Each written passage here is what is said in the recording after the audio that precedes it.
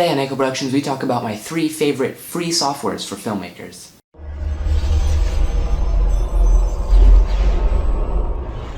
Now, before we get into the episode, I just want to throw out there that I did buy HitFilm Pro this week on their spring sale for only $269. If you can afford it, I suggest buying it. It's awesome, but it wasn't really because any flaws or problems I had with the softwares that I'm going to go over today. It was just because it was time for an upgrade, and this blends all of those softwares into one much more powerful software.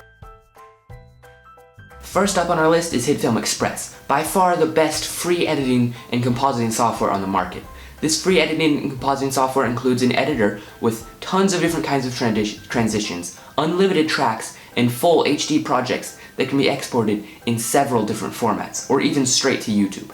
It also allows for 2D and 3D compositing and comes with over 180 built-in visual effects. I've actually used it for my invisibility effect tutorial and the teleportation effect.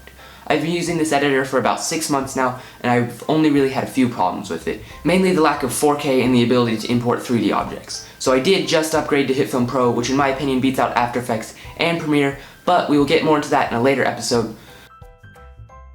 However, all in all, this is a very versatile and easy to use editor and compositor for low-budget filmmakers everywhere.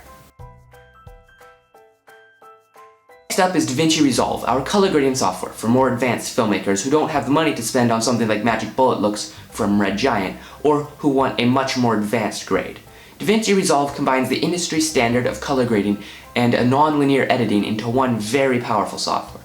The software comes with a 4K editor that can export projects in 4K and a very powerful node-based color grading software. However, the software is definitely not for beginners. It's very complicated and difficult to use compared to grading straight inside HitFilm or Premiere. I still have trouble using the software for grading even though I've had it for quite a while now.